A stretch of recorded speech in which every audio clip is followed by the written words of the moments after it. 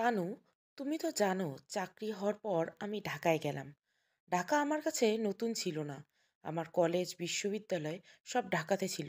তবে বিয়ের পর তোমার সঙ্গ ছাড়া থাকতে গিয়ে বুঝতে পারলাম চিরচেনা ঢাকা শহরে আমি অনেক একা। এর মাঝে একদিন ফুপুর ফোন আসে। আসসালামু আলাইকুম ফুম্মা। ওয়ালাইকুম সালাম। আজু বালা আইসুনি? জি আলহামদুলিল্লাহ ভালো, আপনারা? আমরাও ভালা। তো একখান মুশকিলে পইরা ফোন দিছি। কি বিপদ? তোর বেন হের ফুপু আম্মার লগে ডাহা গেছিল। অহেন তো একা আইবার পারে না। তুই বুঝি হেরে একটু দিয়া যাইতি? আমার তো অফিস আছে। তোর না শুক্র শনি বদ্ধ? জি। আচ্ছা, আমি শুক্রবার রাফিয়াকে বাড়ি পৌঁছে দিব। না, শুক্রবার না, মাইয়াটার খুব হাউস কইরা গেছিল ঢাকা ঘুরবো। তুই এক কাম করে শুক্রবার হেরে একটু ঘুইরা শনিবার লইয়া আসিস, পরে রোববার যাইসগা। আচ্ছা বলে রাফিয়ারে বলবেন শুক্রবার বিকেলে তৈরি হয়ে থাকতে। বিহালে কেন, সকালে বাইরে আইলে তো বেশি ঘুরন যাইব। পুম্মা ঢাকায় কেউ সকালে না ঘোরে না, সবাই বিকালে ঘোরে। এর পরদিন শুক্রবার বিকালে চলে আসে। আমি রাফিয়ার ফুপুর বাড়িতে বসার ঘরে ফুপুর সাথে গল্প করছিলাম আর তার জন্য অপেক্ষা করছিলাম। তখন রাফিয়া আসে। আমি রাফিয়াকে প্রথম এত খেয়াল করে দেখলাম, কেননা এর আগে আমি তাকে বাচ্চা ভাবতাম। সেদিন রাফিয়া লাল থ্রি পিসে অন্যরকম রাখছিল। খেয়াল করলাম চোখে গাঢ় কাজল আর লিপস্টিক ছাড়া গোলাপি ঠোঁটে তার চেহারা অদ্ভুত আভা ফুটে উঠেছে। বুঝতে পারলাম কৈশোরের শেষে নব্য যৌবনে পা রাখার সৌন্দর্য এটা। রাফিয়াকে নিয়ে বের হলাম, অনেক ঘুরলাম, রাতে বাইরে খেলাম। তুমি তো এগুলো সবই জানো। সন্ধ্যার পর তাকে নিয়ে তার ফুফুর বাড়িতে আসলাম। পরদিন সকালে ঢাকা থেকে রাফিয়াকে নিয়ে ফুপুর বাড়িতে গেলাম। তুমি তো জানোই ফুপুর বাড়িতে এখনো বিদ্যুৎ যায়নি, তাই খুব গরম লাগছিল। তার উপর রাতে হেরিকেনের উত্তাপ গরমটা বাড়িয়েই দিয়েছিল। ঘুম আসছিল না, তাই আমি দরজা খোলা রেখেই শুয়েছিলাম। মাঝরাতে বুঝতে পারলাম কেউ ধীর পায়ে আমার ঘরে প্রবেশ করেছে। দেখি রাফিয়া একটা নীল রঙের পাতলা জর্জের শাড়ি পরে আমার বিছানার সামনে দাঁড়িয়ে আছে। আমি ধরপড় করে বিছানা থেকে উঠে রাফিয়ার সামনে দাঁড়িয়ে পড়লাম। কিরে, এত রাতে তুই এই ঘরে কি করিস? কেউ দেখলে ঝামেলা হবে, যা। কে তো? এইটা দেহে না আমি আপনারে কত ভালোবাসি, তো হেইটা কেমনে দেখবো? আমি এহিনে আইছি। কি বললি তুই? তোর মাথা ঠিক আছে? না, আমার মাথা ঠিক আছে। আমি পাগল হইয়া গেছি। যখন তেরে ভালোবাসা কি বুঝিনি, আপনারে ভালোবেসেছি। আর আপনি তানজিনা ভাবির লগে ভাইগা বিয়ে করাইলেছেন। আমার কত একটু চিন্তা করলেন না, বলে রাফিয়া কাঁদতে লাগলো।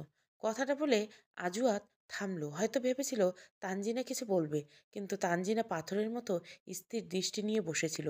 তাই সে আবারও বলতে লাগলো, আমার কি হয়েছিল জানি না, কিন্তু একে 17.5 বছর বয়সী নব্য যুবতী পাতলা শাড়ির আড়ালে থাকা যৌবন এক মুহূর্তের জন্য আমাকে বাধ্য করলো তোমার কথা ভুলে যেতে।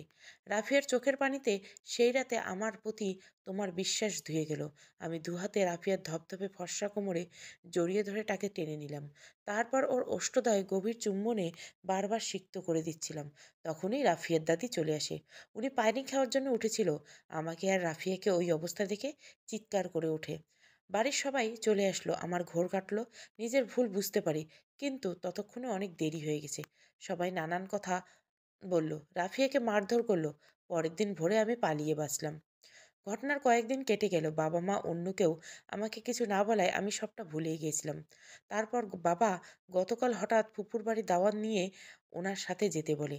আমি ভাবলাম সবার কাছে মাপ চাওয়া, এর চাইতে ভালো সুযোগ আর পাবো না, তাই গেলাম। ওই বাড়ি গিয়ে দেখি রাফিয়ার হলুদ। খুব খুশি হলাম এই ভেবে রাফিয়ার বিয়ে হয়ে যাচ্ছে। কিন্তু আজ সকালে আমার পায়ের নিচে মাটি সরে গেল যখন বাবা বললেন রাফিয়ার বিয়ে আমার সাথে হচ্ছে। বাবা, এসব কি হচ্ছে? আমি রাফিয়াকে বিয়ে কেন করবো? আমি বিবাহিত। এই জবাবটা আমি দেই আজু? হুম্মা, আপনি?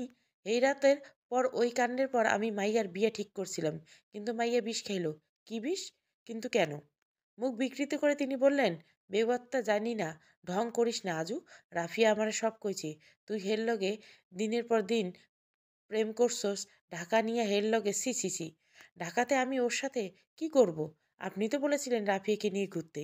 আমি বাইরে ঘুবার কথা কইছিলাম, আমার মাইয়ের লগে বাসায় গিয়ে লীলা করানোর লগে কই নাই।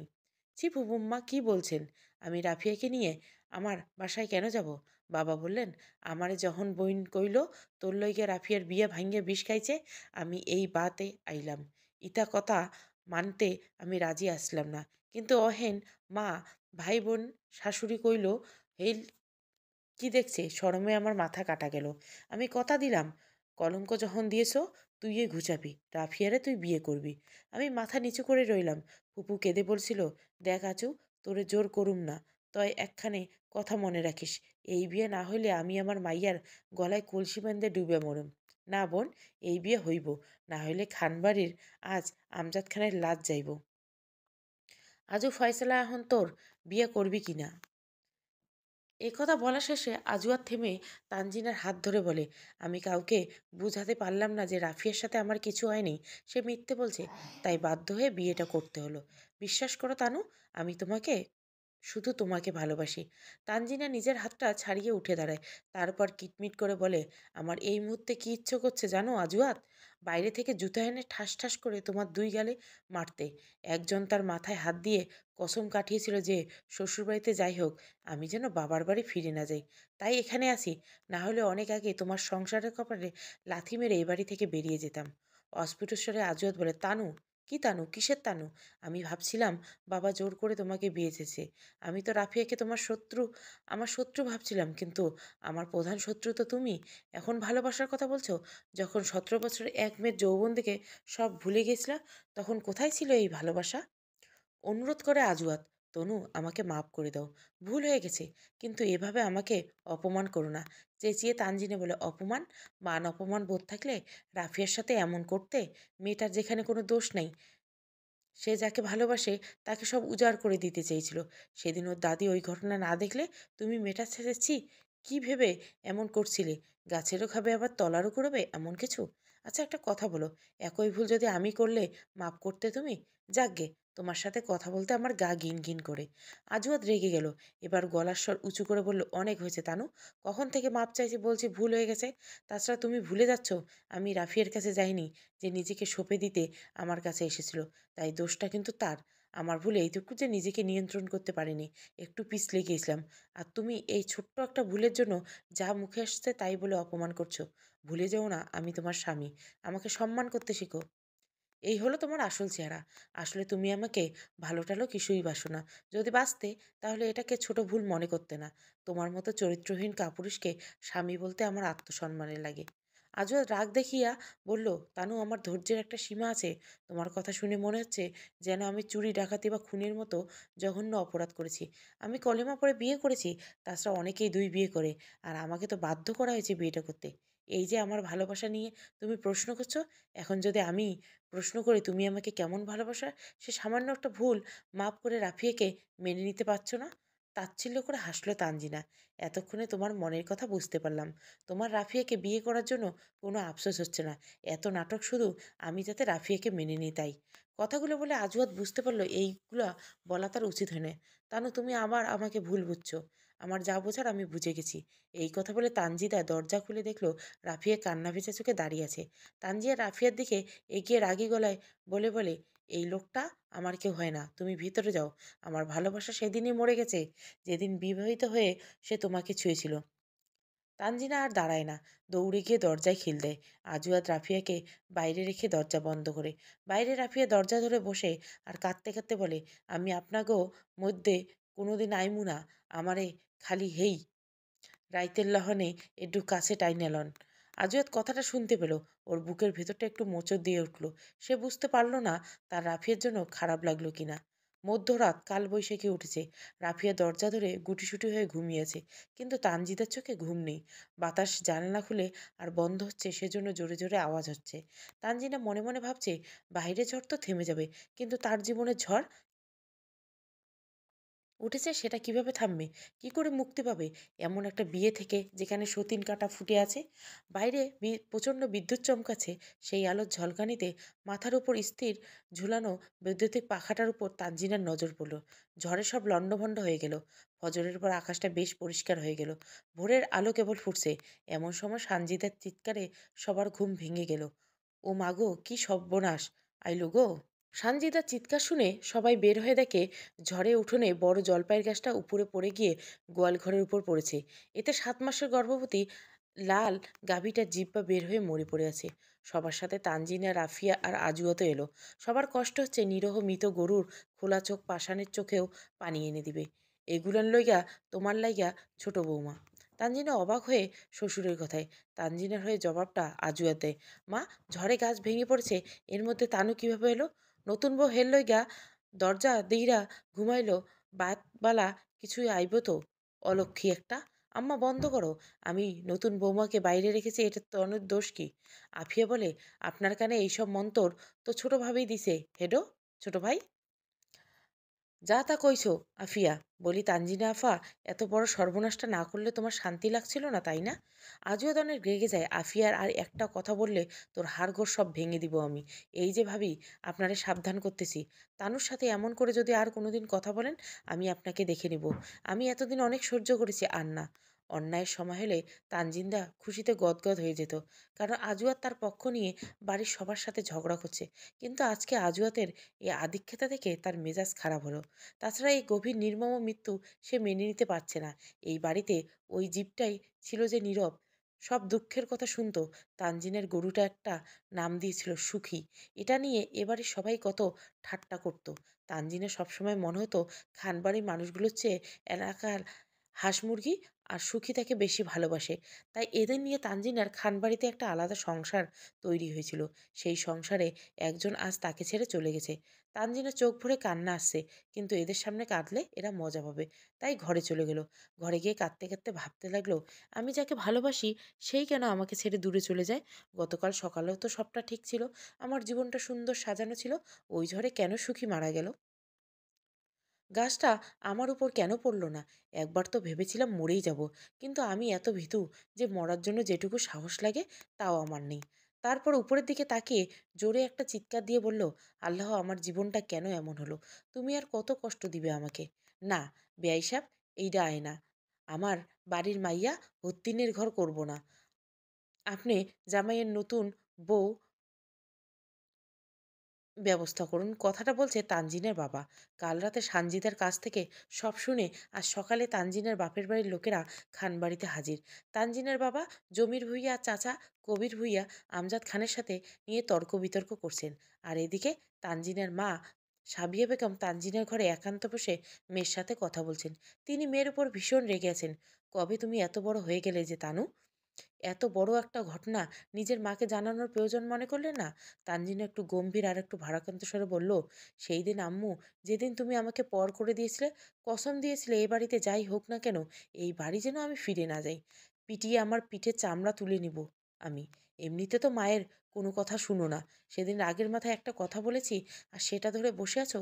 কবে বুঝবে তোমার চেয়ে দামি আমার কাছে এই দুনিয়ায় আর কেউ নেই?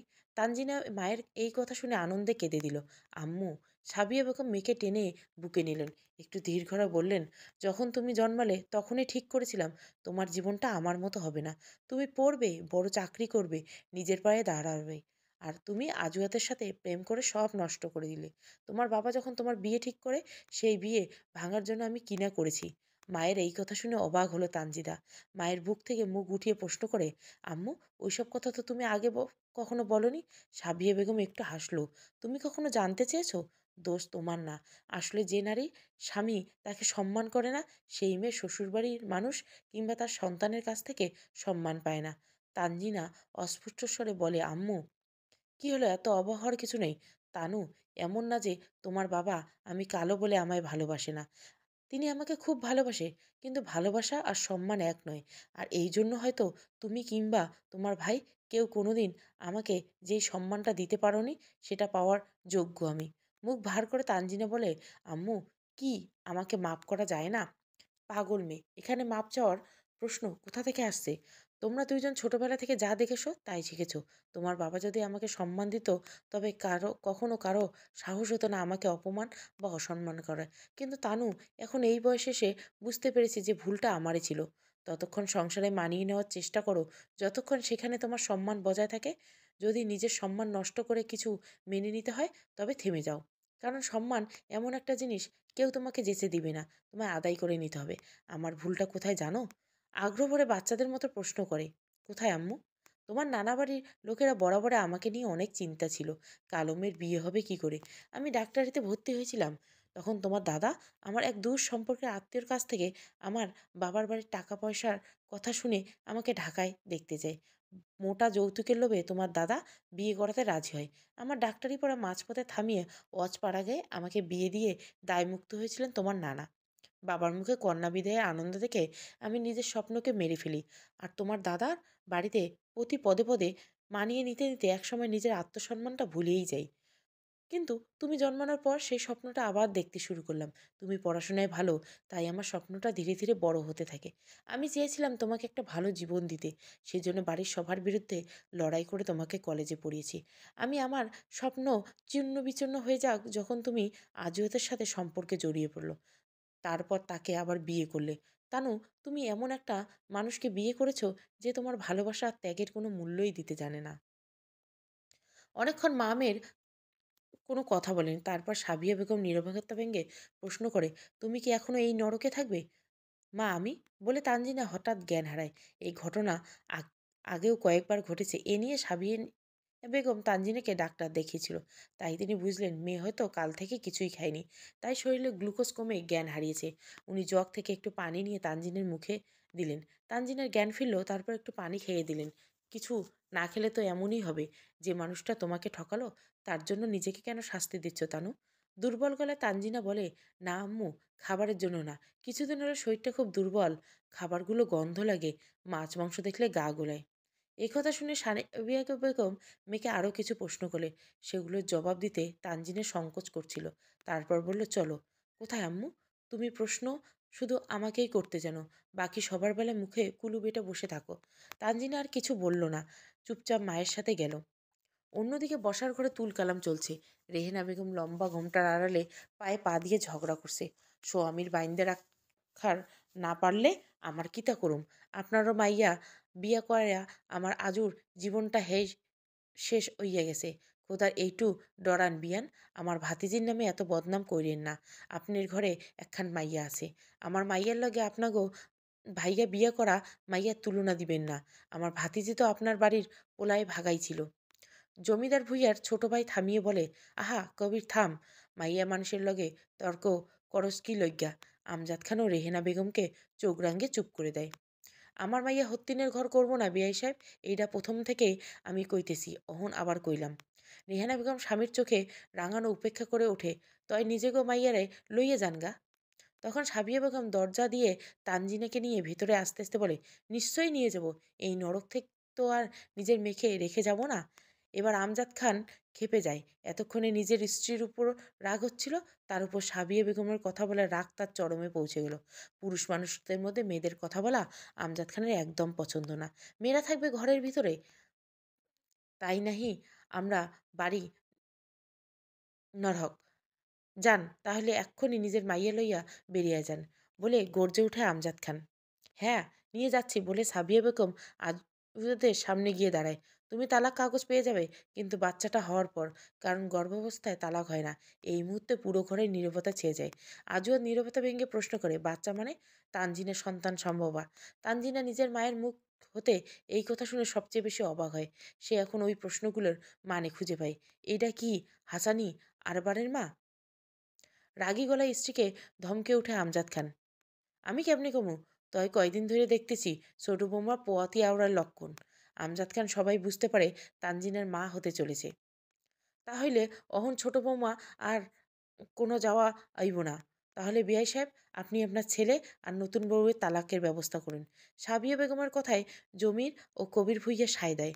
কোনো মতেই তাদের মানাতে না পেরে নিরুপায় হয়ে আমজাদ খান বলে, ঠিক আছে, আজু রাফিয়ারে তালাক দিব। তয় আমার একখান সত্য আছে। কি সত্য? আপনার মাইয়ের পোলা পয়দা করুন লাগবো। একটু অবাক হয় সাবিয়া বেগম বলে, আর যদি মেয়ে হয়? তো হের খুশি। তাই আজু আর রাফিয়াকে তালাক হইব না। যতদিন ছোট বৌমার বাচ্চা না হওয়া অবধি ততদিন রাফিয়া এই বাড়িতে থাকবো। এর পোলা না হইয়া মাইয়া হইলে দেখিয়া তালাক আইব। ভুইয়া বাড়ির সবাই ভাবছে কি করব। তখন তানজিনা বলে, আম্মু, এই সিদ্ধান্তটা আমি নিই। মেয়ের কথা শুনে সাবিয়া বেগম একটু অবাক হয়। জীবনটা তোমার তানু, তাই তোমার সম্পূর্ণ অধিকার আছে সিদ্ধান্ত নেবার। তবে এইবার আর ভুল করো না। তানজিনা মুচকি হেসে বলে, সেটা তো সময় বলে দিবে আম্মু। এই তো 5 মিনিট আগে আমি তোমার কথা মতো নতুন একটা জীবনের স্বপ্ন দেখেছিলাম, কিন্তু নিয়তি আবার খেলা দেখালো। যখন আমি একা ছিলাম আমার সিদ্ধান্ত একরকম ছিল, কিন্তু এখন আমার সাথে আর একটা জীবন জড়িয়ে আছে, তাই তাড়াহুড়ো করে আমি কিছু করতে চাই না। কি করতে চাও তুমি? বলছি, তার আগে আমি আব্বুর সাথে কিছু কথা বলতে চাই। আম্মু, তুমি খুব খেয়াল করে শুনবে কথাগুলো। তারপর তানজিনা নিজের বাবাকে বলে, আব্বু, আজও আমাকে তালাক দিলে তুমি কি সারা জীবন আমাকে আর আমার বাচ্চাকে তোমার বাড়িতে থাকতে দিবে? দুবেলা দুমুঠো খাবারের ব্যবস্থা না হয় আমি নিজেই করে নিব। তানজিনা আর কিছু বলতে যাচ্ছিল, কিন্তু তাকে থামিয়ে পাশ থেকে আজুয়াত বলে ওঠে, আমার দেহে যতক্ষণ প্রাণ আছে ততক্ষণ তোমাকে আমি তালাক দিব না। আমি আমার বাবার সাথে কথা বলছি, তুমি একটু চুপ থাকো, না হয় বাইরে চলে যাও, বলে আজুয়াতকে ধমক দেয়। তানজিনের ধমক শুনে আজুয়াত চুপ হয়ে যায়। যা বলেছিলাম আব্বু, তুমি বলো, তুমি কি আমাকে এই নিশ্চয়তা দিতে পারবে? আমাকে কেউ কোনোদিন বাপের বাড়িতে থাকার জন্য খোঁটা দিবে না, বা সেখানে কখনো আমাকে দ্বিতীয়বার বিয়ে করতে বাধ্য করা হবে না? বাবা, আবেগী হয়ে আমি আবার ভুল করতে চাই না, তাই তুমি সত্যিটা বলো, কোনো লুকোচুরি না। জমির ভূঁইয়া নিজের মেয়ের দিকে তাকিয়ে দেখলো তার সে ছোট্ট অবুঝ কল্পনাবিলাসী মেয়েটা আজ কত বাস্তববাদী হয়ে গেছে। তুই সারা জীবন এলা থাকতে চাইছো? এমনি কি জীবন চলে?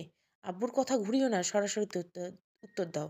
এইডা আয়না, ১ বস ২ বস আমি মাইনে নিলাম, বাদে বাদে কি হইব? মানসি কি কইব? আমার উত্তর আমি পেয়ে গেছি, বলে সে তার মার কাছে যায়। আম্মু, তোমার মেয়েকে নিয়ে তুমি যতই স্বপ্ন দেখো না কেন, আমাদের এই সমাজটা এখনো একটা মেয়েকে স্বপ্নের পূরণের পুরোপুরি অধিকার দেয়নি। আম্মু, আমরা মেয়েরা যত শিক্ষিত বা প্রতিষ্ঠিত হই না কেন, আমাদের পাশে স্বামী নামক একটা সাইনবোর্ড লাগে, না হলে এই সমাজ আমাদের এক ঘরে দেয়। এখন তোমার সাথে গেলে তাই হবে, যা বাবা বলল।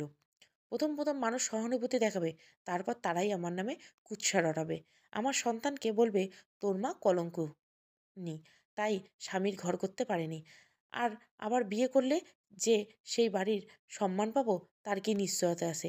তারা যদি আমার সন্তানকে মেনে না নেয় তখন? মা, আমি বলছি না সবাই খারাপ, কিন্তু আম্মু, আমি ঘরপোড়া গরু, সিঁদুরে মেখেও ভয় পাই। তাই আবার বিয়ে করে নতুন কাউকে নিয়ে সংসার করা আমার পক্ষে সম্ভব না। দীর্ঘশ্বাস ফেলে সাবিয়া বেগম বলে, বুঝতে পারলাম তোমার কথা, কিন্তু তুমি কি করতে চাও একটু খুলে বলো। মা, আমি আজওয়াতকে ক্ষমা করব কিনা সেটা আমার বাচ্চা জন্মের পর দেখি। আমি দেখি ছেলে না মেয়ে, আল্লাহ কি চায়। আমি আজুদের সাথে থাকি আর না থাকি, ওর থেকে আলাদা হই। তাছাড়া তুমি তো বললে গর্ভে সন্তান থাকাকালীন তালাক হয় না। তবে আম্মু, একটা কথা মনে রাখো, সতীনের সাথে এক সংসারে তোমার মেয়ে থাকবে না, কিন্তু আজুদের সাথে আমি থাকবো কিনা সেটা আল্লাহর হাতে। সাবিয়া বেগম কিছু বললেন, তার আগে তানজিনা আবার বললেন, আম্মু, আর একটু বাকি আছে। বাবা, আপনার সাথে কিছু কথা আছে। আমজাদ খান একটু নড়ে চড়ে বসে বলে, কি কইবা কও? বাবা, রাফিয়ার সাথে আমি এক বাড়িতে থাকবো না, কিন্তু আপনি তো বলেই দিলেন রাফিয়া এই বাড়িতে থাকবে। তাই আমি কি কয়টা মাস লইগে বাপের বাড়ি যাইবার চাই? না বাবা, যেখানে যাওয়ার হলে আব্বুকে বলতাম, আপনাকে না। তো কই যাইবার চাও? আব্বা, আমি এই কয় মাসের জন্য পুরাতন বাড়িতে গিয়ে থাকতে চাই, আপনি ব্যবস্থা করুন। আমজাদ খান চমকে গেল, কারণ কোনো মেয়ে যে পাকা দালান ঘর ছেড়ে জীর্ণশীর্ণ ভাঙ্গা টিনের বাড়িতে থাকার কথা ভাবতে পারে সেটা তার জানা ছিল না। রেহেনা খাতুন একথা শুনে গরম তেলে দেওয়া কই মাছের মতো টকবক করে ফুলে ওঠে। বলি, আক্কেল জিয়ান কিছু আছে নি তোমার? পেট লইয়া পুরান ভিটায় যাইবার কিতা কও? মানুষের লগে মুখ দেখাইতে পারো? মা, আমি কথাটা বাবাকে বলেছি, আর মুখ দেখাতে না পারার কি আছে? আপনার ছেলের বউ চলে যাচ্ছে না, শুধু অন্য বাড়িতে থাকছে, তাও আপনাদের। কেউ জিজ্ঞাসা করলে বলবেন ২০০ ঝগড়া হয়, তাই আপনারাই পাঠিয়ে দিয়েছেন, মিটে গেল। আমজাদ খান স্ত্রীকে চোখ রাঙিয়ে বলে, হারামজাদি, বাত্তুমিস মাইয়া, মানু কুবলামতে, অনেকক্ষণ কইতেছি, তুমি চুপ করো। হিনেনি আমার কথা, আমার মুখে খুললে তোরে পোলার হোর বাড়ির মানুষের সামনে মাইর দিমু। এবার রেহেনা খাতুন ভয় পেয়ে চুপসে গেল। ছোট বৌমা, তুমি কি কও? এহেন তোমারে দেখব কেডা? বাবা, আজকে এক মুহূর্তের জন্য আমাকে নিজের মেয়ে ভেবে ভাবুন, এই বাড়িতে আমাকে দেখার কে আছে? এত অন্যায় অবিচারের মধ্যে কি আমি ভালোভাবে বাচ্চা জন্ম দিতে পারবো? আপনারা বলুন, আপনারা কখনো কি আমার সাথে দুটো ভালো কথা বলছেন? সেখানে গেলে অন্তত এইসব মানসিক যন্ত্রণা থেকে মুক্তি পাবো। আমজাদ খানের জীবনে প্রথমবার তানজিনের জন্য খারাপ লাগলো। সত্যি এ মেয়েটা এ বাড়িতে শুধু অত্যাচার সহ্য করে গেছে, সবার সব কাজ করেছে, ঠিক আছে, তাই এলা এলা পুরান বিটায় তোমারে দেই কেমনে দাও কও দেখি। আজুয়াত বলে, আব্বা আমি যাব সাথে। তুই কেমনে যাবি? পরের সপ্তাহ থেকে তোর অফিস যাওয়ান লাগবো। তাই আমি কই, কি ছোট বৌমা, তুমি বাপের বাড়িতে যদি যাইতে চাও যাইতে পারো। না বাবা, আমি পুরনো বাড়িতে যাইতে চাই। আমি জামালের মাকে বলবো আমার সাথে থাকতে। সে এমনিতে দুধের ছেলেটাকে নিয়ে খাবারের কষ্ট করে। জামালের বাবা মারা যাওয়ার পর দুবেলা খাবারের আশায় দেবর ভাসুরের সংসারে চাকরানির মতো খাতে। আমার সাথে থাকলে তো সেটা হবে না। আমজাদ খান দেখলেন এটা সবচেয়ে ভালো বুদ্ধি। এতে মান সম্মান আর নিজের ভাগ্নির সংসার দুটোই বেঁচে যায়। আচ্ছা, তাই আমি বেবাক বাও করি। বাবা আরেকটা আবদার, আমার ওই বাড়িতে সময় কাটবে না। তাই যদি কিছু বই নিয়ে যেতে দিতেন। হ্যাঁ নিবা, পোয়াতি থেকে বই পড়লে আমার নাতি বিদ্যা লইয়ে জন্ম নেবে। তাই আমার রাত লইয়ে ডর, টিনের ভাঙ্গা ছাপড়া। বাবা আপনি শুধু শুধু ভাবছেন, জামালের মা থাকবে তো। আর আপনি প্রতিদিন সন্ধ্যায় একবার ঘুরে আসবেন। আর আপনি কি এত ভাবছেন বলুন তো? খানবাড়ির বউয়ের দিকে কে নজর দিবে? এমন সাহস কার আছে? এইটা আক্কের খাঁটি কথা কইছে তুমি। আবারও মা মেয়ে একান্ত। তানজিনা মাকে জড়িয়ে ধরে বলে, আমার উপর আবার তোমার অনেক রাগ হয়েছে তাই না আম্মু? মেয়েকে ছাড়িয়ে ছাবিয়ে বলে, সত্যি বলতে তোমার উপর একটু আগে অনেক রাগ হয়েছিল, কিন্তু এমন ভেবে দেখছি তুমি ঠিক বলছো। তানু, তুমি তখন অনেক ছোট। তোমার বাবা আর আমার মধ্যে সামান্য একটা বিষয় নিয়ে কথা কাটাকাটি হতো। তিনি আমাকে খুব মেরেছিলেন। আমার অনেক রাগ হয়ে গেছিল। আমি তোমাকে নিয়ে বাবার বাড়ি চলে গেছিলাম। প্রথম 2 দিন সব ঠিক ছিল। এরপর থেকে শুরু হলো সবার কথা। তোর স্বামী কোথায়, কবে আসবে? একদিন তোমার নানা ডেকে বলে, তিনি তোমার বাবাকে খবর পাঠিয়েছেন আমাকে ফিরিয়ে নেওয়ার জন্য। আমি যেন তার সাথে ফিরিয়ে যাই।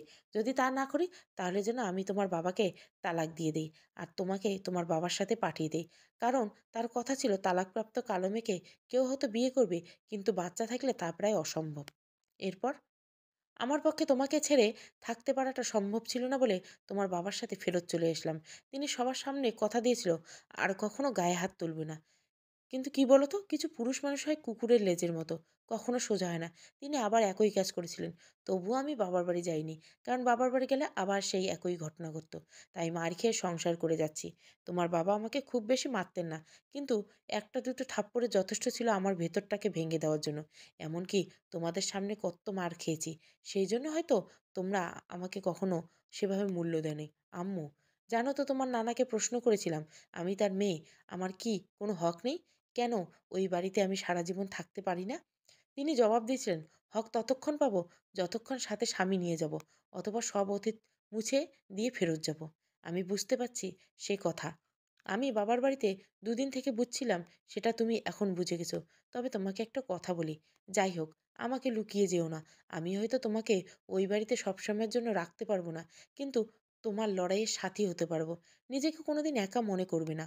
মনে রাখবে, তোমার মা তোমার সাথে আছে। ভুইয়া বাড়ির লোকজন চলে গেল। কিছুক্ষণ পর রাফিয়া আর আজুয়াতদের বৌভাত। এরপর তানজিনা খানদের পুরনো বাড়িতে চলে যাবে। আজুয়াত ঢাকায় চলে যাবে। 1 মাস পর শুক্রবারে আজুয়াত আসে তানজিনার কাছে।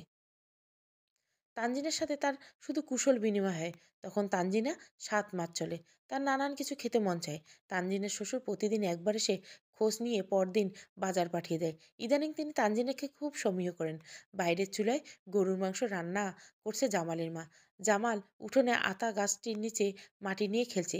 তানজিনা খুব মিষ্টি কুমড়ো দিয়ে গরুর মাংস খেতে চাইছিল, তাই এ রান্না। গরুর মাংস গতে নাকে পৌঁছতে ঘর থেকে একটা বই নিয়ে এসে উঠোনে বসে তানজিনা। সে কপালকুণ্ডলা পড়ছিল। হঠাৎ আজুয়া দেশে দাঁড়ায়।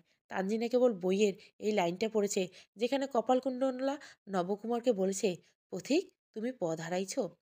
আজুয়াতকে দেখে তানজিনার তাই মনে হলো সে পথ হারাইছে। জামালের মা ব্যস্ত হয়ে পড়ে, ভাইজান আপনি ভিতরে গিয়ে বসেন, আমি শরবত কইরে আনি। তানজিনা ধীরে ধীরে উঠে ঘরে যায়, আজুয়াতে যায়। তানু, তুমি ভালো আছো? তোমার বাড়ি থেকে অনেক বেশি। তা হঠাৎ কি মনে করে? কেন, আমি তো এখানে আসি সেটা মাসের প্রথম শুক্রবার, আজ তো মঙ্গলবার, আবার মাসের শুরুও নয়।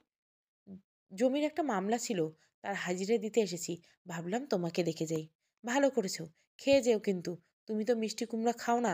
আমি জামালের মাকে বলে আসি একটু তরকারি আলাদা করে রাখতে। থাক না, একদিন খেলে কিছু হবে না। তুমি বসো। যা অপছন্দ তার জন্য জীবনের এক মুহূর্ত ব্যয় করা উচিত না, তাতে বিরক্ত বাড়ে। বলে তানজিনা চলে যায়।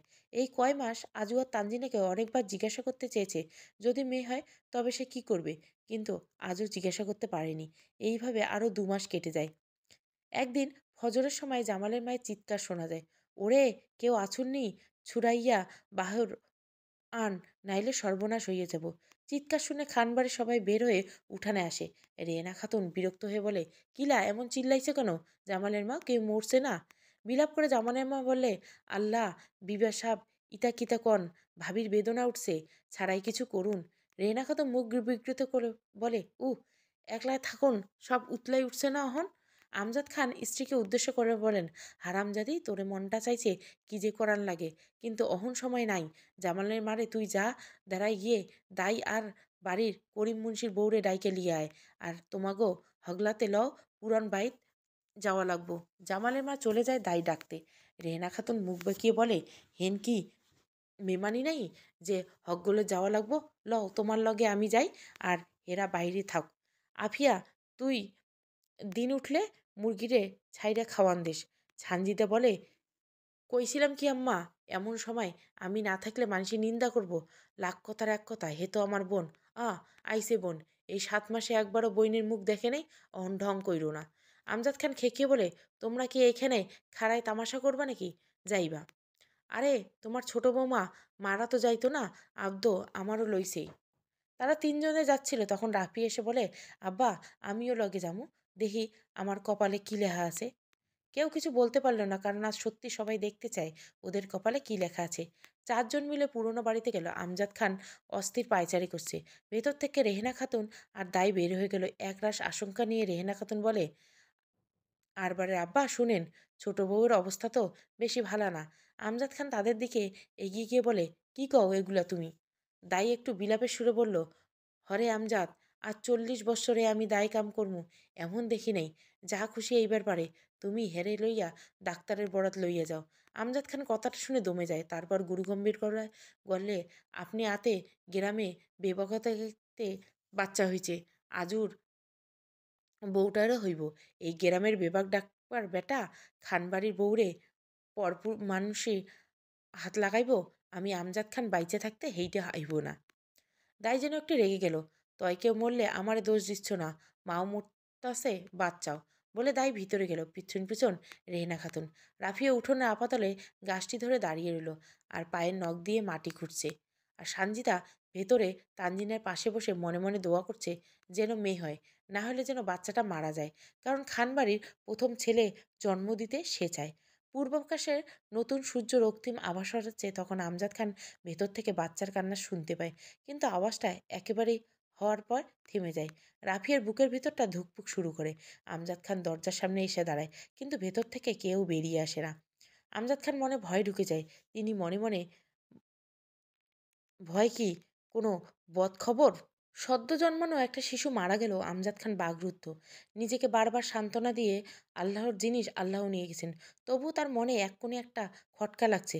তখন যদি দাইয়ের কথা শুনে তানজিনাকে হাসপাতালে নিয়ে যেত, তবে কি বাচ্চাটাকে বাঁচানো যেত? ভেতর থেকে বিলাপের স্বর ভেসে আসছে। তানজিনা ঠুকরে ঠুকরে নিজের বাচ্চার লাশ ধরে কাঁদছে। এত যন্ত্রণার পর জন্ম দেওয়া সন্তান যখন আধ ঘন্টার মধ্যে মারা যায়, তখন একজন মায়ের কান্না ছাড়া আর কী বা করার থাকে? আমজাদ খান নিজের মায়ের কবরের কাছে চলে গেলেন। বড় কাঁঠালে গাছের নিচে বাঁধানো উঁচু কবরের রাস্তা দিয়ে যাওয়ার সময় সবার চোখে পড়ে। জীবনে যে কোনো কঠিন সিদ্ধান্ত নেওয়ার আগে আমজাদ খান একান্তে মায়ের কবরের পাশে কিছু সময় কাটান। আজকেও সেই জন্য এসেছেন। কিছুক্ষণ পর আমজাদ খান ফিরে আসেন। পুরনো খানবাড়ি আতুর ঘরের সামনে দাঁড়িয়ে আমজাদ খান গলা ঝাড়া দেয়, আমি একটু ভিতরে আইতাম, বৌমার গতরে কাপড় ঠিক করো। রেহেনা বেগম, রাফিয়া, সানজিদা সবাই সেখানে ছিল। তারা বুঝলো আমজাদ খান বাচ্চার মৃত্যুর কষ্ট পেয়ে তানজিনাকে তাড়ানোর জন্য আসছে। তাই সব ঠিকঠাক করে আমজাদ খানকে ভেতরে ডাকলো রেহেনা বেগম। ভিতরে গিয়ে তিনি দেখলেন তানজিনা মরা বাচ্চাকে বুকে জড়িয়ে আছে। বাচ্চাটারে কবর দেওয়ান লাগবো, সব কাম শেষে ছোট বৌমা, চলো, বাইর যাওয়া লাগবো, বাড়িটা তোমার ছাড়া খা খা করতেছে। পাশ থেকে খেকিয়ে উঠে রেহেনা খাতুন, তোমার মাথা ঠিক আছে? এই অলক্ষীরে আবার ঘরে নিবা? আরে, তোমার নাতি মইরা গেছে, বংশের প্রথম বাত্তি নিভাই গেছে এইডার লইগা। কথা কম কও আরবারের মা, আমি যা কইতেছি তাই হইব। আজও আইলে লাফিয়ার লগে হের তালাক কমডা সাইরে ফেলামু। তানজিনা এতক্ষণে হুঁশ ফিরে। সে আমজাদ খানের কথা শুনে চমকে যায়, ফুপিয়ে ফুপিয়ে কেঁদে ওঠে। বাবা, আমি তো আপনার নাতি দিতে পারিনি, সে তো জন্মের পর চলে গেল। তাহলে? শক্ত হয়ে আমজাদ খান বলে, বৌমা, আমার তুমি নাতি দিতে পারো নাই ঠিকই, তয় আমি যে এতদিন বাদে আমার মায়ের দেহা পাইছি বাবা। বাবা, আমার মায়ের যখন মরে আমি খুব ছোট, বইনে ওইতে গিয়া মা মইরা গেল। মায়ের মুখখানা ছাড়া অহন আর কিছুই মনে করার পারি না। তখন অত ডাক্তার বদ্যি আইছিল, তাই আমার মায়ে বাঁচে নাই। আজ সব থাইকা আমার নাতি বাঁচে নাই। এর কারণ আমার জিদ। আমি পাপী, তাই প্রায়শ্চিত্ত করুম। এর আগে তুমি মাফ করো আমারে। বাবা, এরকম বলে আমাকে আর কষ্ট দিবেন না। তয় আমার মায়ের লইয়া বাইর চলো যাইমু। বলে তানজিনা পাশে ঘুমিয়ে থাকা বাচ্চা মেয়েটিকে কোলে তুলে নেয় আমজাদ খান। হ্যাঁ, তানজিনার যমজ বাচ্চা হয়। ছেলেটি আতুর ঘরে মারা যায়। সবাই অবাক। একটা মেয়েকে আমজাদ খান এভাবে আদর করে মেনে নিবে, সবার কল্পনাতীত ছিল। জানো ছোট বৌমা, দাই যখন হেরে দোয়াই আমারে ডাকে কাছে নিল, আমি মনে মনে কইছিলাম মাইয়ের মুখ দেখিয়া কি করুম, বংশের বাত্তি যখন নিবা গেল। কিন্তু দাইয়ের কথায় একবার চাইহা দেখি, এইটা এক্কেবারে তোমার মাইয়ার মুখ অক্ষরে আমার মায়ের মুহে লাহান। তুমি আমার মায়ের ফেরত দিছো, তুমি যা চাইবা তাই বলো, চলো। আমজাদ খানের মুখের উপর কারো কথা বলার সাহস নেই। এই বাচ্চা দাফনের পর অগত্যা সবাই তানজিনাকে নিয়ে বাড়ি ফিরে গেল। দুদিন পর আজুয়াত ফিরে এলো। সে মেয়েকে দেখে যেন হাতে আকাশের চাঁদ পেল, আবার ছেলের জন্য দুঃখ পেল। আজুয়াত যখন বাবার সিদ্ধান্ত জানতে খুশিতে গদগদ। আজ আমজাদ খান তার শেষ সিদ্ধান্ত জানিয়ে দিল। সে কালকে রাফিয়াকে নিয়ে তিনি বাপের বাড়ি রেখে আসবেন। রাতে তানজিনা মেয়েকে নিয়ে ঘুমিয়েছিল। হঠাৎ মেয়ে জেগে উঠলে তার ঘুম ভেঙে যায়। মেয়েকে ঘুম পাড়িয়ে খেয়াল করে আজুয়াত ঘরে নেই। শরীর খারাপ থাকা সত্ত্বেও আজুয়াতকে খুঁজতে বেরোয়। সব কয়টা ঘর খুঁজে। একবার নিজের মনে সন্দেহ দূর করার জন্য রাফিয়ার ঘরে দেখে, কিন্তু পায় না। রাফিয়ার ঘর দেখে মনে হলো রাফিয়া কাঁথা মুড়ি দিয়ে শুয়ে আছে। পরক্ষণে মনে হলো হয়তো সিগারেট পান করতে বাড়ির পিছনে গেছে। তানজিনা মনে মনে খুশি হলো আজুয়াত তার কথা শুনে এখনো ঘরে সিগারেট খায় না। আজুয়াতকে তার কিছু বলার ছিল, তাই মেয়েকে খাটের চারপাশে বালিশে দরজা দিয়ে বাড়ির পিছনে যায়। খানবাড়ির পিছন দিকটা হাসনেহানা ফুলের সৌরভে বিমোহিত। তানজিনা গিয়ে দেখে রাফিয়া আজুয়াতের পায়ে ধরে কান্না করতেছে। তানজিনা বুঝতে পারে মেয়েটা আবার একটা তালগোল পাকাবে, তাই একটু জোরে হেঁটে যায়। সারা জীবন আপনাকে দুইজনের বান্দিগিরি করে খাটুম, তাও আমাকে খেদাইবেন না। তানজিনার খুব মেজাজ খারাপ হলো। সিদ্ধান্ত নিল এবারে এই মেয়েকে উচিত শিক্ষা দিব। চুলের মুঠি ধরে এ বাড়ি থেকে বের করবে। কিন্তু কিছু একটা শুনে সেমে যায়। আপনি যদি অহন আমারে ছাইড়ে দেন, আমার পেটের বাচ্চাটার কি হইব? তানজিনের পায়ের নিচের মাটি সরে যায়। না, আর কোনো ভনিতা নেই। সে সোজাসুজি গিয়ে আজুয়াদের সামনে দাঁড়িয়ে বলে, এই মেয়েটার পেটে তোমার বাচ্চা? সত্যি কথা বলো। আজুয়াদ নিজেকে স্বাভাবিক রাখার চেষ্টা করতে বলে, হ্যাঁ। কেন করলে তুমি এটা? তুমি মিথ্যে বলছো না তো? তুমি তো এই মেয়েটাকে কখনো মেনে নিতে পারোনি। তানু, এতে তোমার দোষ আছে। এই কয় মাস আমাকে নিজের কাছে ঘেঁষতে দাওনি। তোমার কাছে গেলে দূর দূর করছো। আমি ঢাকা থেকে এসে কতবার তোমার কাছে থাকতে চেয়েছিলাম। প্রতিবার তুমি আমাকে বাড়ি পাঠিয়ে দিয়েছো। তুমি কেন বোঝো না? আমারও তো একটা চাহিদা আছে। তুমি চিন্তা করো না, আমি রাফিয়াকে।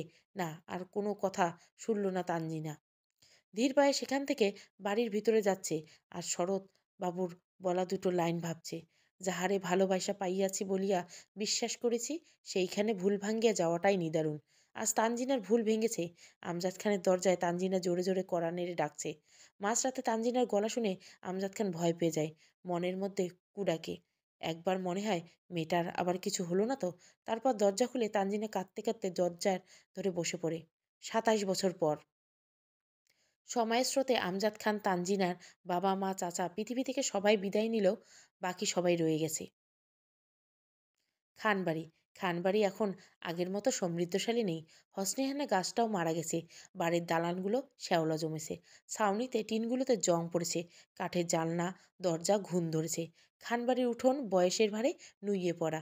রেহেনা খাতুন ময়লা আধা সেলাই করা একটি কাপড় পরে ময়লা ফেলে যাওয়া একটি বাসন নিয়ে রান্নাঘরের সামনে বসে আছে। সে এখন লাঠি ভর দিয়ে হাঁটে। রেহেনা খাতুনের আগের তেজ এখন নেই। এখন তাকে দেখলে যে কারো অন্তর কেঁপে উঠবে। একটা মলিন হাসি দিয়ে করুণ সুরে আবদার করে, আমারে দুইলা ভাত দিবা? সকালে কিছু খাইতে দেয় নাই। অহন বিকাল হইয়া গেছে। পেটের ভুক লাগছে। সামনে থাকা মহিলাটি দাঁত চিবিয়ে জবাব দেয়, বুড়ি খালি ভাত কাটা। আমারে খা, তোর জামাই জমিদারি থুইয়া গেছে, একটু পরে খালি কয় পেটে ভুক লাগছে। অত খাত যায়, কামের বেলা তো খুঁজে পাই না। রাফিয়া আমারে এমনি করে কইও না। গরু খড় দিতে দিতে সানজিদা কথাটি বলে, এই আইছে আর এক অলক্ষী। বাজা মাইয়া মানুষ, তোর খাওয়ানটা তুই বুড়িরে দিলেই পারিস, নিজের স্বামীকে খাইয়া পরাণ জুড়ায় নেই, অহন তো আমার সংসারে বইয়ে বইয়ে খাস। ভেতর থেকে আজুয়াতের গলা শোনা যায়, রাফিয়া মুখ বন্ধ করো, ওদের অমন করে বলো না, টাকা তো তোমার ক্ষেতের ধান থেকে আসে না। ওরে গোলামের ঘরের গোলাম, আমার টেহাই খুড়া দেশ তুই, খেতে কাম করে ক্যাডা আমার পোলায়, ক্ষেত নাই, উড্ডা বাইরে তর্ক করো, তোর কপালে উষ্টা মারি। আর কত দূর ক্ষেত আছে তোর? তোর বাপে তো বেবাত্তায় তোর বড় বউ দিয়া গেছে, বাহি যদ্দূর আসিল তোর বোন বিয়ের সময় বেইচা হেরে দিছে। তাও যদি তোর বোন বালামত ঘর সংসার করার পারত, 2 দিন বাদে জামাইয়ের মাইর খাইয়া আমার বাড়ি আইতে উঠে। আমার মুখ খুলাইবি না, আর আমার লগে বাড়াবাড়ি করলে আজ তোর গুমুট সাফ করতাম না। এমনি পইড়া থাক। আজও চুপ হয়ে যায়, কারণ আজ সে এমন অবস্থায় পড়ে আছে যেখান থেকে রাফিয়া কিছু বলা তার পক্ষে অসম্ভব। সে এটাও জানে রাফিয়া মিথ্যে বলছে, কারণ আমজাদ খান তানজিনেকে পুরাতন ভিটা আর ভিটার সামনের 1 বিঘা জমি ছাড়া কিছুই লিখে দেয়নি।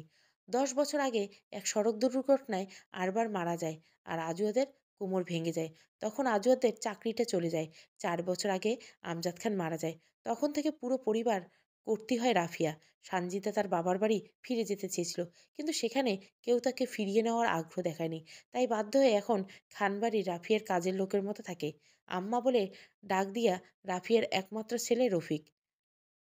আব্বা আইছো, দেখো তোমার লইগা মুরগ রাইন্দা কত্ত না বইয়া আছি, যাও মুখ হাত ধুইয়া আয় তো। হাত মুখ ধুয়ে রফিক খেতে বসে। সে মুরগি রানের টুকরো দাঁত দিয়ে ছিঁড়ে খাচ্ছে, আর বাইরে থেকে রেহেনা খাতুন আর সানজিদা খালি পেটে অসহায়ের মতো চেয়ে চেয়ে দেখছে। এতে তাদের দুজনের লজ্জা বা রাগ কিছুই হচ্ছে না। দৃশ্যটা ঘরে শুয়ে থেকে দেখছে আজুয়াত, আর নীরবে চোখের পানি ফেলছে। এটা এবারই নিত্য ঘটনা। রাফিয়া নিজের খেয়াল খুশি মতো এদের দুজনকে খাবার দেয়। খান বাড়ির পুরনো ভিটায় এখন একটা পাকা দালান উঠেছে। সেই বাড়ি বড় একটা মুরগির খামার স্পষ্ট। খামারের পাশে পুকুরে কিছু মাছ লাফাচ্ছে। এসব কিছুর মালকিন তানজিনা। সেদিন রাতে আজুয়াতের বিশ্বাসঘাতকতার ফলে সে চিরদিনের মতো এ বাড়িতে এসে ওঠে। আমজাদ খান সব জানতে পেরে 2টা জায়গায় তানজিনাকে লিখে দেয়। সাবিয়া বেগমের গহনা বিক্রি করে নিয়ে জমানো মাকে নিয়ে একটা ছোট্ট মুরগির খামার শুরু করে সেখান থেকে লাভের টাকা জমিয়ে এই ভিটায় পাকা দালান তুলেছে। খামারটা বড় করেছে, আবার একটা পুকুর কেটেছে। সন্ধ্যার পর বাড়ির প্রধান ফটক করে এক যুবক বাজার হাতে ভেতরে যাচ্ছে। উঠোনে লেবু গাছটায় নতুন ফুল ফুটেছে। সেখানে দাঁড়িয়ে সে আওয়াজ দেয়, খালাম্মা, খালাম্মা, খাদিজা। তানজিনা বের হয়ে দেখে যুবকটি ব্যাগ ভর্তি বাজার আর 4-5 কেজি ওজনের একটা রুই মাছ হাতে নিয়ে দাঁড়িয়ে আছে। আরে জামাল, কি হয়েছে? এত বাজার দিয়ে কি হবে? তোর মাথা ঠিক আছে তো? হ্যাঁ, মাথা ঠিক আছে। এই যে আজকের আন্ডা বেচার টেহা, আর এই খাদিজা কই গেল? বাইরে আয়, বলে টাকাগুলো তানজিনের হাতে দেয়। ভেতর থেকে 6-7 মাসের গর্ভবতী এক মহিলা বের হয়। আমি এহেনে, কও কি, কি কও? এই বাজারগুলো ঘরে নাও, এই মাছটা কাইটা আগে ফ্রিজে রাখো। বড় একটা দেশি মুরগি আছে, কাল পোলাও, গোস্ত আর মাছের মাথা দিয়ে মুড়ি ঘন্ট রাঁধবা, আর মেসের পেটিকোটা কড়া করে ভাজবা। পুষ্করণীতে অত মাছ থাকলে বাজার তো মাছ কেন আনলা? পুষ্করণীতে মাছ ছোট, বোন জন্মদিবসে ছোট মাছ কেমনে খাওয়াবো, এর লইগা মুন্সির বাড়ির পুকুরতে জেলেরে দিয়া বড় মাছ ধইরা আনলাম। কাল সহাল সহাল রান্ধো। খাদিজা হলো জামালের স্ত্রী। জামাল কখনো তানজিনাকে ছেড়ে যায়নি। সেই সুবাদে জামালের মায়ের মৃত্যুর পর জামালও তানজিনের কাছে থেকে যায়। খাদিজাকে তানজিনা পছন্দ করেই বিয়ে করায়। যাক, এ বাড়িতে কারো অন্তত মনে আছে কাল আমার জন্মদিন। না হলে মানুষ তানজিনাকে উদ্দেশ্য করে জানতো আমার বিয়ে ভেঙে গেছে, সেই নিয়ে চিন্তা করে আর মরা কান্না কাঁদছে। ভেতর থেকে বের হতে হতে কথাগুলো বলল তানজিনের মেয়ে তারিন। বোন, এইটা তুমি কি কথা কইলা? তোমার জন্মদিন আমি ভুলে যামু, এইটা হয়? তানজিনা একটু রেখে বলে, তাই বলে এত বাজার? আর তুই ভুলে যাস কেন খাদিজা গর্ভবতী? এত কাজ করা তার পক্ষে কষ্টের। জামাল কিছু বলার আগে খাদিজা বলে, খালাম্মা, আপনি এত চিন্তা করেন না, আমি তো খালি রান্ধি, আর বেবাক ভারী কাম তো আপনি আর আপনার পোলাই করেন। ডাক্তার কইছে এত গটর খাতাটে এইটা পেটের বাচ্চা লইগা বালা, আপনি তো কোনো কামই করিবার দেন না। কিন্তু তোরা যার যার জন্য এত কাজ করবি, সে দেখ কেমনে ঠায় দাঁড়িয়েছে। বলি, সে আমাদের কোনো কাজে কোনোদিন সাহায্য করেছে? জামাল একটু রেগে গিয়ে বলে, খালা আম্মা, এইটা কি কন? আমার বোন আইলো রাজকন্যা, খাদিজা কাম না করলে পারলে বেবাক কাম আমি করুম, তাও আমার বোন রে কোনো কাম করবার দিমু না। তুমি থামো তো। খালাম্মা, আমার লাহান এতিম এই বাইত আইসা মা পাইছি, বোন পাইছি। বড় বোন বাইচা থাকতে ছোট বোন কাম করবো, এইটা হয়? তোরা দুইজনে লইয়া তারিনকে মাথায় তুলছিস, না হলে পাত্রপক্ষের সামনে এভাবে কথা বলে? এনার সাথে কথা বলে লাভ নাই, সারাদিন মাথায় বিয়ে চলে। চলো ভাবি, বাজারগুলো আমাকে দাও, নিয়ে যাই। দুজনে তাড়াহুড়ো করে গুছিয়ে নেই। আজকে আমি আমার ভাতিজিকে শেক্সপিয়ার পড়ে শোনাবো। তারুণ ভেতরে যাচ্ছিল, তখন তানজিনা বলে, জন্মদিনে একবারে বাবার সাথে দেখা করবে না? এবার তারিন খেপে যায়। দাদা যেদিন মারা গেছে সেদিনে ওই বাড়ির সাথে আমার সম্পর্ক মুছে গেছে। ওই বাড়ির লোকের প্রতি তোমার দয়া থাকলো, আমার নেই। আমি তো এটাই বুঝতে পারি না, এত বছর তুমি ওই লোকটার কাছ থেকে তালাক কেন নাওনি? তারিন খাদিজাকে নিয়ে ভেতরে গেল। তানজিনা মেয়েকে কিছু বলতে পারল না, কিন্তু মনে মনে বলল, তুই বুঝবি না রে মা, কারণ তোকে আমি আর 5টা মেয়ের চেয়ে আলাদা করে গড়ে তুলতে চেয়েছি। তোর বাবাকে তালাক দেওয়া মাত্রই আমার গায়ে তালাকপ্রাপ্ত মহিলা হওয়ার পোস্টার লেগে যেত। তখন চারপাশ থেকে কিছু পুরুষ শকুনের মতো আমার উপর নজর দিত। কিছু মহিলা আমার নামে কুৎসা রটায় ব্যস্ত হয়ে পড়তো। তখন সমাজে আমাকে একঘরে করে দিত। আর তোকে নিয়ে আমি এই সমাজে বাঁচতে পারতাম না। তার চেয়ে একজনের নামের সাথে জড়িয়ে যদি ভালোভাবে সমাজে বুকে মাথা উঁচু করে বেঁচে থাকতে পারি, তাহলে ক্ষতি কি খালাম্মা? জামালের ডাকে ধ্যান ভাঙে তানজিনার। হ্যাঁ বল। একটু অভিযোগের স্বরে জামাল বলে, খালাম্মা, আপনি বইনের উপর রাগ করেন কেন? বইন কত বড় চাকরি করে, আমাকে গ্রামের কলেজে ইংরাজি পড়ায়। যখন ডাক্তার কইলো আমার বোন আইব, তখন ওই ঠিক করেছি। আমার মাথায় কোনো লেহাপড়া ঢুকে নাই, তো কি হয়েছে? আমার বোন, মাইয়া বোন তো শিক্ষিত বানামো। তোরা বুঝতে পারবি না জামাল, আমার কষ্টটা কোথায়। মেয়ে তো আমার হীরের টুকরো, কিন্তু জহুরি যে পাই না। এত বয়স হয়ে গেছে, এখনো বিয়ে হয় না। নানান লোকের নানান কথা বলে। মরার আগে মেয়ের স্বামী সংসার দেখে যেতে পারবো কিনা কে জানে। খালাম্মা, আল্লাহ যেদিন চাইবে সেদিন সব হইব। আর কবে? কতগুলো দিন তো সব ঠিকঠাক হয়ে যাওয়ার বিয়েটা ভেঙে গেল। খালাম্মা, এইডা রফিক করেছে। এ- এই বাড়ির হেরা জলে আমারের বালা চায় না। এর লইগ্যা ওই তো যতবার বইনের বিয়ে পাক্কা হইছে, রফিক পোলা বাইক গিয়া উল্টো পাল্টা কথা কইয়া বিয়ে ভাঙিয়া দিছে। আর বাকিগুলো তো বইন ভাঙছে, কারণ পোলা টেহা চাইছে। জামাল চলে যায়। রাফিয়ার কারণে আজও তানজিনের জীবনে সুখ বিঘ্নিত। নিজের ছেলেকে দিয়ে বারবার রাফিয়া তানজিনের ক্ষতি করে চলছে। কখনো পুকুরে বিষ দিয়েছে, কখনো ফসলের ক্ষেতে আগুন লাগিয়ে দিয়েছে। কিন্তু সবচেয়ে বেশি বড় ক্ষতি করেছে বারবার তারিনের বিয়ে ভেঙে দিয়ে। সতীন কাঁটা এখনো তানজিনার জীবনে ফুটে আছে। তানজিনা একটু বিড়বিড় করে বলে, মা, তুমি বেঁচে থাকলে দেখতে এই সমাজ আজও বদলায় না। মেয়েরা যতই প্রতিষ্ঠিত হয়ে যাক না কেন, তাদের পাশে স্বামী নামের একটা সাইনবোর্ডের প্রয়োজন।